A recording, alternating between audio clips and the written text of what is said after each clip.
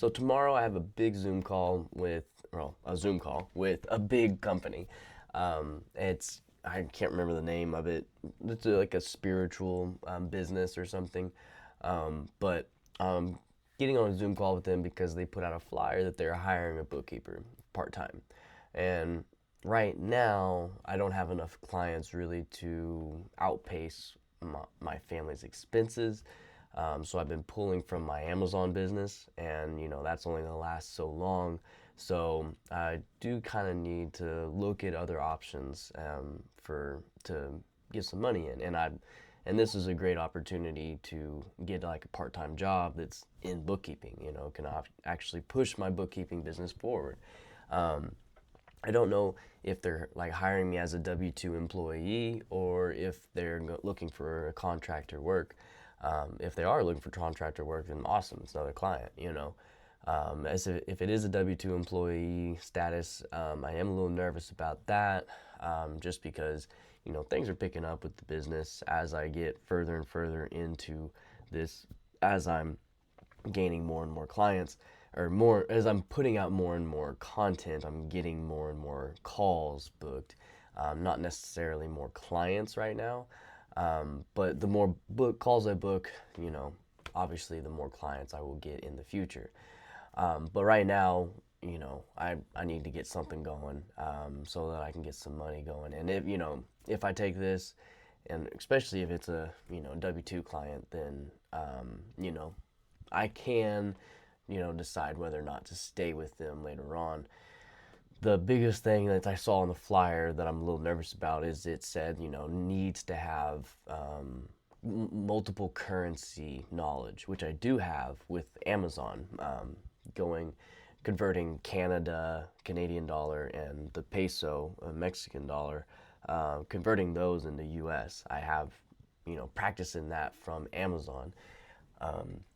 However, I think that these are also in a whole bunch of other different countries, which would be kind of a lot. So the worry that I have is, since they're hiring part time, I'm worrying that they're not going to pay me enough to justify that, because if this is a multi-currency business with a whole bunch of different countries' currencies, that would be a pretty high-paying client. That would be, because dealing with multiple currencies is not fun. It's not easy. Numbers don't quite line up correctly, and it just doesn't. I don't like it. So if I'm going to be doing it, I need to be paid decently for it.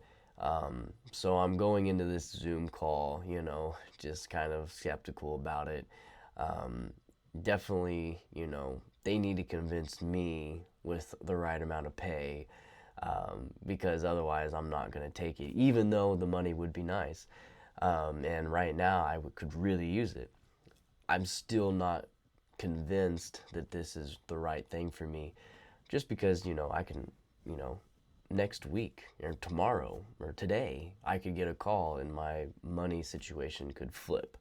um, and especially since right now we're in November, mid-November, tax season's coming up. I guarantee that people are going to start, actually paying attention to their taxes a little more, and I bet you I'll start getting a little more calls about cleanup work, and that's huge for us as bookkeepers. Um, you know, People just, thinking like, what, from here forward, I don't want to have to experience what I experienced this tax season again. I want to have clarity, and I'm here for it. You know what I'm saying?